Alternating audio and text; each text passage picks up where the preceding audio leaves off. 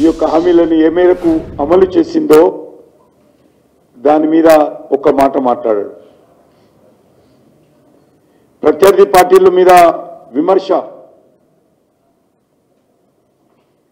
అది పార్టీ పరంగా సమస్యల పరంగా ఉండాలి. కానీ ముఖ్యమంత్రి పూర్తిగా గత 2 సంవత్సరాలలో ఇచ్చినటువంటి ఏ ఒక్క హామీ అమలు చేయకుండా పూర్తిగా వైఫల్యం చెంది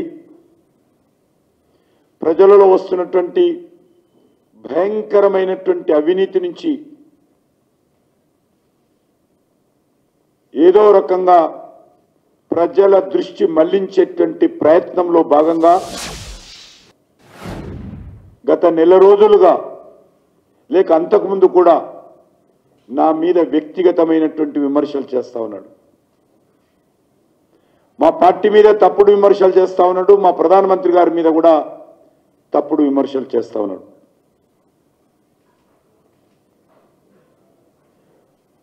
ఈరోజు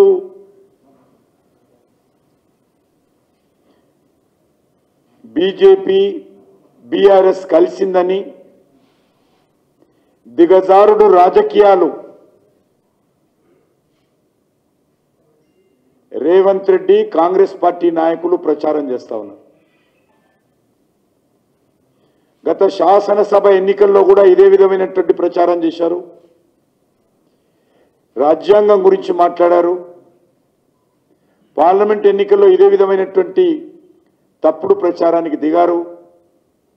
మొన్న ఎమ్మెల్సీ ఎన్నికల్లో కూడా రేవంత్ రెడ్డి ప్రచారం చేస్తూ ఇదే రకంగా ఆ ఎన్నికల్లో కూడా నాపైన వ్యక్తిగతమైనటువంటి విమర్శలకు దిగాడు. నేను ఒకటే రేవంత్ రెడ్డి గారికి మనవి చేస్తా ఉన్నాను.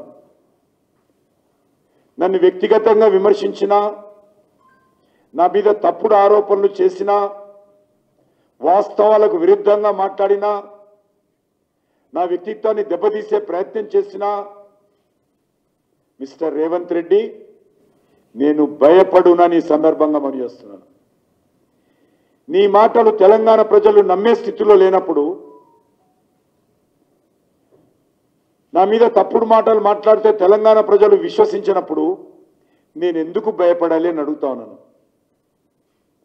తెలంగాణ అభివృద్ధి విషయంలో నాకు రేవంత్ రెడ్డి సర్టిఫికెట్ అవసరం లేదు. తెలంగాణ రాష్ట్ర అభివృద్ధి విషయంలో కేంద్ర ప్రభుత్వం సహకారం అందించే విషయంలో రేవంత్ రెడ్డి కేటీఆర్ కేసీఆర్ సర్టిఫికెట్ మాకు అవసరం లేదు. భారతీయ జనతా పార్టీ గత 11 సంవత్సరాలుగా ఏ రకమైనటువంటి పాలన కొనసాగిస్తుందో దేశ ప్రజలకు తెలుసు, తెలంగాణ ప్రజలకు తెలుసు. మాది మీలాగా అవినీతి పార్టీ, అవినీతి ప్రభుత్వం కాదు. మాది టీఆర్ఎస్ లాగా, కాంగ్రెస్ లాగా కుటుంబ పార్టీ కాదు. మాది బీఆర్ఎస్ కాంగ్రెస్ లాగా బయటకు ఒక మాట లోపల ఒక మాట మాట్లాడడం. చెప్పిన హామీలు ఖచ్చితంగా అమలు చేసేటువంటి పార్టీ నరేంద్ర మోడీ గారి నాయకత్వంలో మడమ తిప్పని పార్టీ మాది. మడమ తిప్పని పార్టీ ప్రభుత్వము 140 కోట్ల మంది ప్రజల ఆశీస్సులతో మూడోసారి అధికారంలోకి వచ్చి ఒక చిన్న అవినీతి ఆరోపణ లేకుండా పనిచేస్తున్నటువంటి ప్రభుత్వం మాది.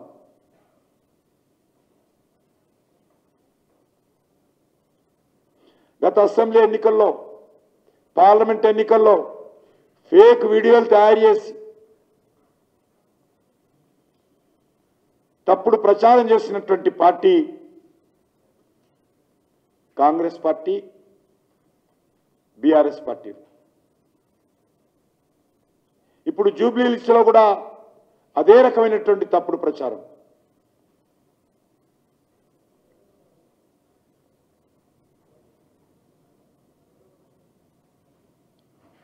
నేను ఒక్కటే అడుగుతా ఉన్నాను, 1,00,000 కోట్లు కక్కిస్తామని మీ నాయకుడు రాహుల్ గాంధీ మీరు తెలంగాణలో ఊరూరు తిరిగి ప్రచారం చేసిరా? 1,00,000 రూపాయలైనా కక్కిచ్చారని అడుగుతా ఉన్నాను.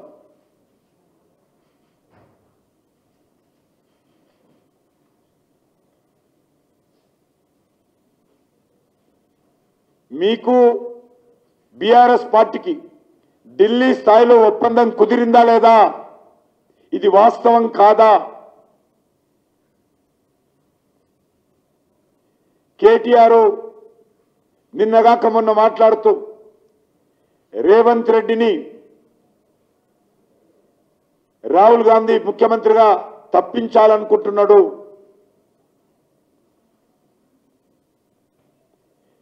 రాహుల్ గాంధీకి రేవంత్ రెడ్డి పరిపాలన పట్ల ఇష్టం లేదు అన్నటువంటి విషయం వాస్తవం కాదా?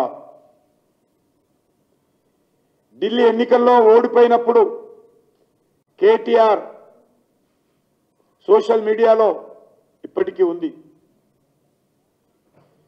బీజేపీకి వ్యతిరేకంగా రాహుల్ గాంధీ, కేజ్రీవాల్, కేసీఆర్ లాంటి వాళ్ళందరూ కూడా కలుపుకొని పోరాటం చెయ్యాలి అన్న విషయం వాస్తవం కాదా? మరి ఈరోజు ఏ రకంగా బీఆర్ఎస్కు నాకు జత కలుపుతున్నారో చెప్పాలి. నేను ఈరోజు మరొకసారి ముఖ్యమంత్రికి చీము నెత్తురు ఉంటే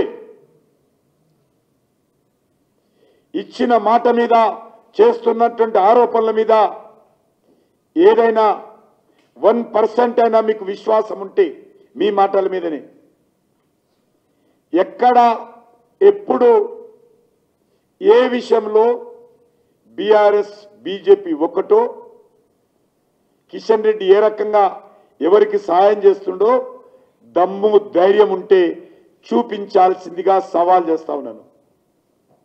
ఖర్చు లేదు కాబట్టి, వాస్తవాలు చూపించాల్సిన అవసరం లేదు కాబట్టి నోటికి ఏదొస్తే అది మాట్లాడడం కాదు.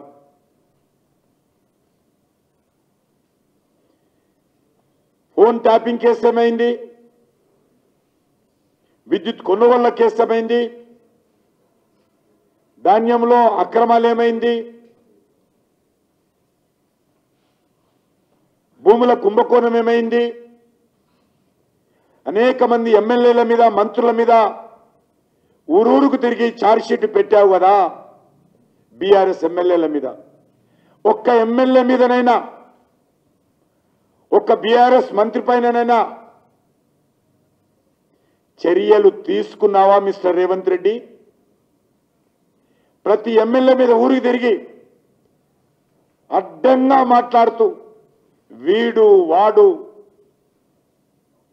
నా ప్రభుత్వం వస్తే వీని జైల్లో పెడతా, వాడిని బొక్కలో దోస్తా, వీని డబ్బులు గక్కిస్తా, ఎన్ని మాటలు మాట్లాడావు రేవంత్ రెడ్డి? మీరు నన్ను విమర్శిస్తారా? ఆ నైతికత మీకున్నదా అడుగుతా ఉన్నాను. కిషన్ రెడ్డి ఏంటో, భారతీయ జనతా పార్టీ ఏంటో తెలంగాణ ప్రజలకు, దేశ ప్రజలకు తెలుసు. నాకు మీ సర్టిఫికెటు, కేసీఆర్ సర్టిఫికెటు అవసరం లేదు. అసలు మీ మాట ఎవరైనా తెలంగాణ ప్రజలు నమ్ముతున్నారా? ఏ ఒక్కరైనా? అసలు మీ పార్టీలో నీ మీద నమ్మకం ఉందా? మీ మంత్రులు నమ్ముతున్నారా? క్యాబినెట్ బయటకు వచ్చినాక మీ మంత్రులు ఏం మాట్లాడుకుంటున్నారో ఒక్కసారి విన్నావా? మీ మంత్రులు బయట మిగతా పార్టీ